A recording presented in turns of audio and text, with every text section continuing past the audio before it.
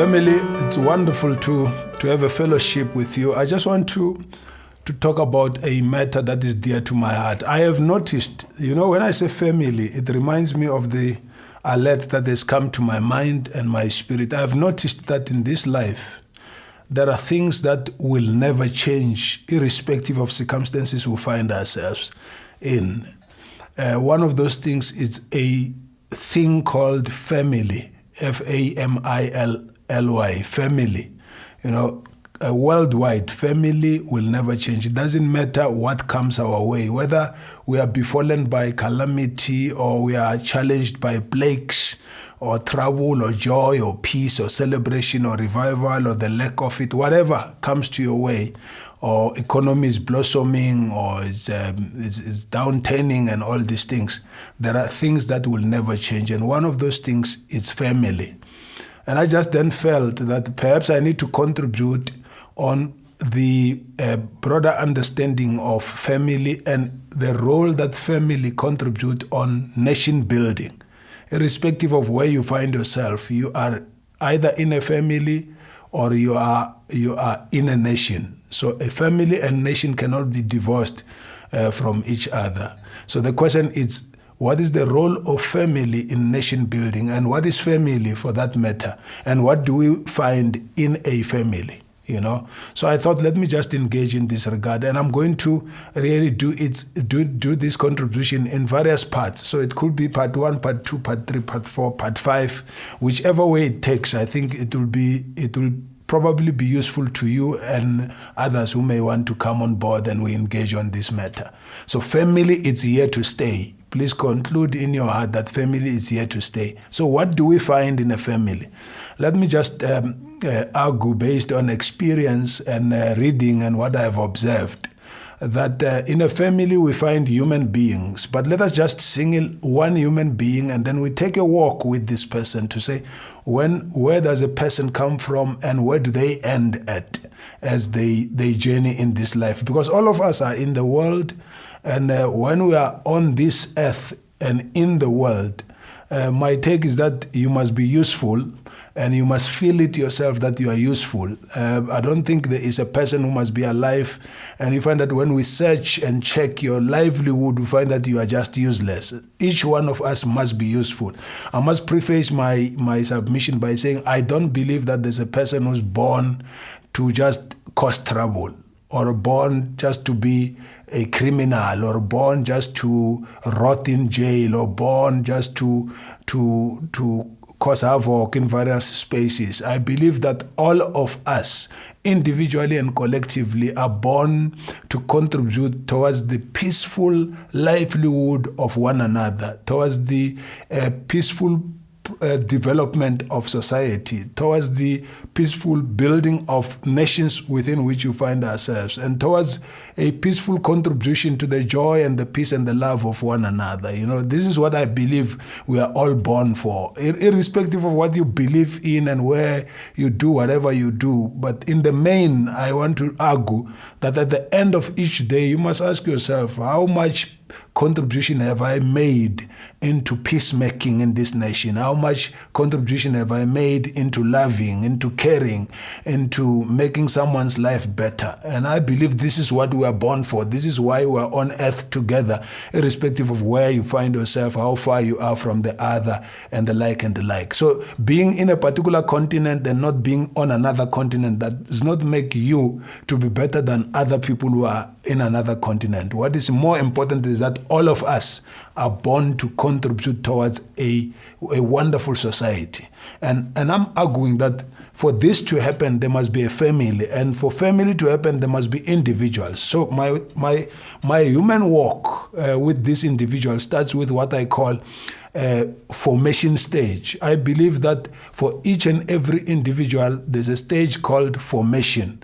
This for me is mysterious. I was just checking science books and also different other sources, and I realize that this remains mysterious. For me, the two things, formation and conception, these two are seriously divine for me. I am continuing to really inquire and also to want to know more about these two concepts. But however, I'm just going to give a brief contribution to that regard.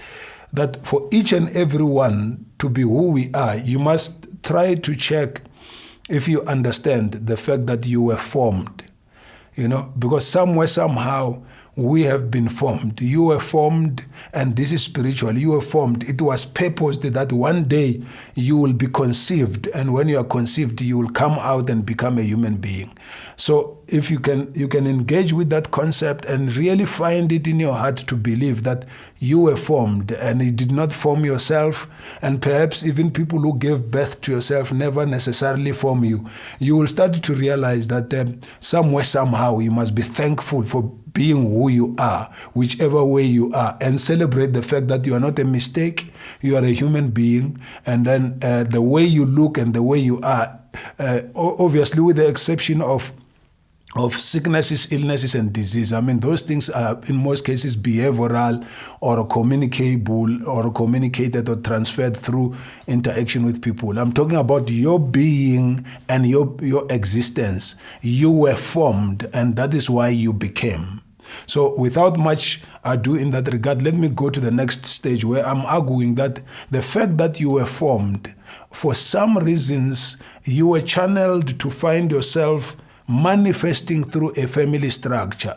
And as far as I've read and as far as I've examined and as far as I've seen in life, so far, the undisputable family structure that I have realized it is common all over the world. It's a family structure where there's a mother and there's a father, or there's a father and a mother. These two is a chicken and egg thing as to which one is first, but there must be a father and a mother, and therefore there will be a formed person who becomes conceived, and then they are born as a child. And let's talk about this situation. So in many societies in this world, you find that just this triangle of a father and a mother and a child is not complete.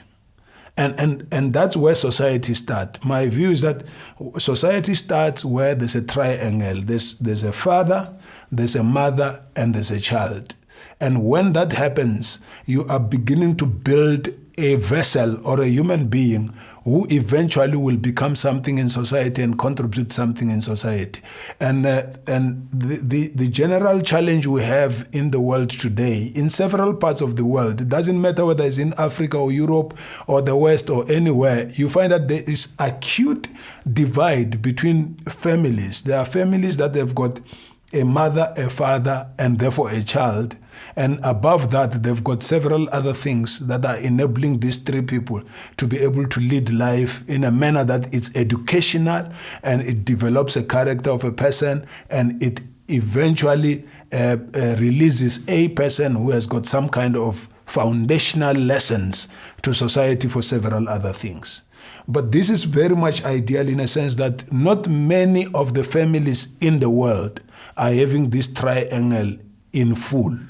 You find that there are many scenarios that I've seen, and then statistics is also indicating resources are available.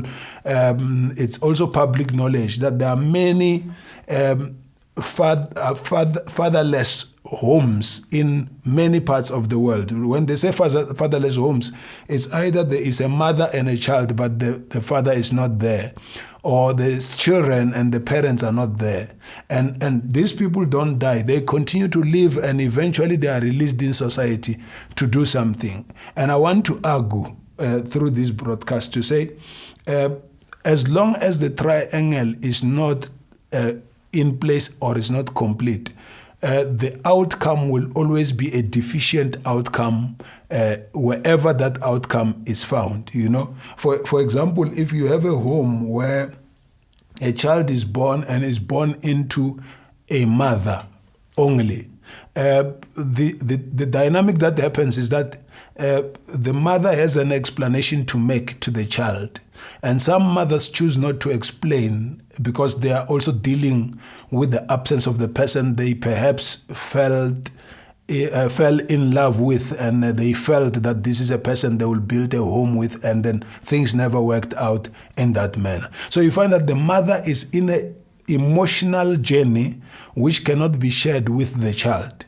And therefore, the mother cannot voluntarily talk about this void with the child.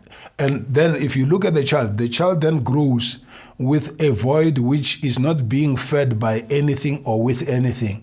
And anything that comes into that void makes an opinion and forms a narrative, and that child can keep on referring to that narrative as they journey on the way. But the issue is something is not being explained to the child. And some people hide this behind culture, tradition, and certain other religious practices instead of just dealing with the matter and allow the truth to set you free. You get my point? So this is where family must start from. It doesn't matter how affluent you believe you are. If you are not having a complete puzzle at that stage where you are 3, you find that in the journey of life, this absence of one parent in your life, especially a father or even a mother, will catch up with you as you journey forward. I'm arguing that family is very important for good nation building, or for building a nation or society that should be good. Nothing else. You can have a lot of many other things, but if that foundation is not up to standard, you will keep on missing a particular puzzle. And I want to say, can we have this kind of open talks wherever we find ourselves? I'm challenging whoever believes they are a parent, and I'll talk to you further as I continue. I want to challenge that whoever believes they are a parent, wherever you are, please take time and reflect on this argument that I'm bringing forward. Someone was formed through you, and then someone was born through you. The question is, who was present when they were born, and who took care of their childhood development? Was the mother there? Was the father there? If the answer is no, one of the two was not around, you've got an explanation, structured explanation to make to the child. It doesn't matter how old that child is. I want to tell you that person has a void in their life. They are just waiting for something small to trigger their emotion. They will cause a lot of problems in society. So let us take responsibility as parents to conclude that void. That is why I want to challenge governments of this world that they must relook at their social development approach. Because, for example, if you are a government that cares about society and the people, before you take care of a child, it's important to want to know if the mother or the father has died or has disappeared, you see? Because the only thing that you may not pursue is if a person has died.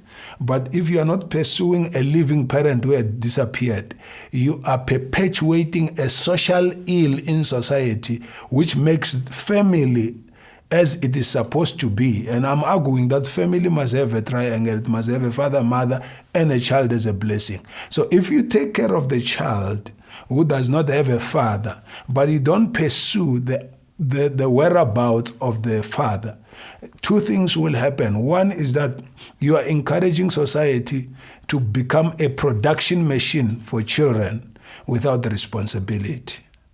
And then number two, you are perpetuating an imbalance in terms of how women could be perceived by men and how men perceive themselves. Because if a man can be just left running around, continuing to do things for which they cannot take responsibility, knowing that government will take responsibility, wherever you are, then you are not building that very man. You are just releasing, it's like releasing a lion from a game reserve into community. I mean, you'll collect a lot of carcasses, you'll collect a lot of dead bodies wherever you're moving. So I want to argue that let's reflect as society, wherever you find yourself, irrespective of your culture, your race, your tradition, your tribe. I think family is common. All of us must have a family, must be from a family.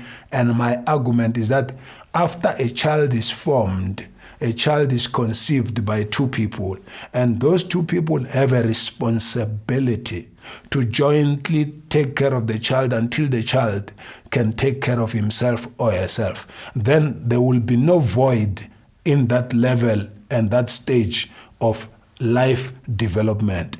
And whoever this person will become without a gap in their development. And therefore, we cannot have the after effects of such kind of a dynamic. I want to conclude this argument by saying, I know that in many societies in this world where community is very important, you don't necessarily have to fill up that void of a triangle by having another man who must be in a relationship with the mother. You can have fathers in the community who take responsibility and say, for children who were born with and they have never had relationships with fathers, we are taking a responsibility as fathers in this community, filling up the void of spending more time with these boys, with these girls, and bringing on board the answers that this boy or this girl could be having, or this big man who has grown up without the father or the mother could start to ask, and we answer, and we close that chapter so that the person could face the future without necessarily blaming the past or referring to the absence of a component of the triangle that I'm arguing must be there when the first stage of family takes shape. So if we can do that, my brother, my sister, wherever you are, I'm telling you, a lot of social ills that we see in society, that we see in business, that we see in government, that we see in various spaces of influence will be resolved almost by 80% within a short space of time, or even by 90%. This is something that you can test, and you'll give me feedback at some stage. I think this for me is very important. So let us value family, and then let us understand that we have a responsibility to make sure that the formation and the conception is managed very well by parents, husband and wife, or father and mother. And where one of these is not available, the community must be brave enough to take responsibility and close up that kind of a gap.